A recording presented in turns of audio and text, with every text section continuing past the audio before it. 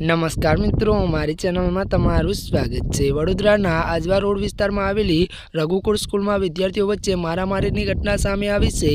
ધોરણ 9ના વિદ્યાર્થીએ મોબાઈલ લાવવા બાબતે શિક્ષકને જાણ કરનાર અન્ય વિદ્યાર્થીના માથામાં લોખંડનું કડું મારી દેતા ત્યારે ગંભીર ઈજા પહોંચી હતી।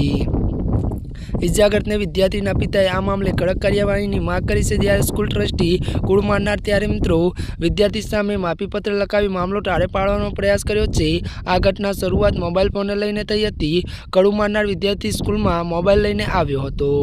वधु वात करवामां आवे तो जणावी दे के जेनी जाण त्यारे विद्यार्थीनी शिक्षकने करी हती। शिक्षक ज्यारे मोबाइल चेक करवा आव्या त्यारे मोबाइल लावनार विद्यार्थी आ वातथी जाण केम करी ते पूछीने अन्य विद्यार्थी पर हुमलो कर्यो हतो।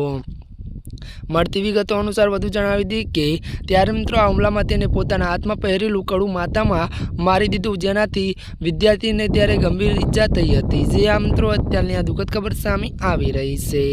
ત્યારે મિત્રો આજના માટે બસ આટલું જ। અમારી ચેનલમાં નવા હોય તો અમારી ચેનલને મિત્રો લાઈક, શેર અને સબસ્ક્રાઈબ કરી દેજો। ધન્યવાદ।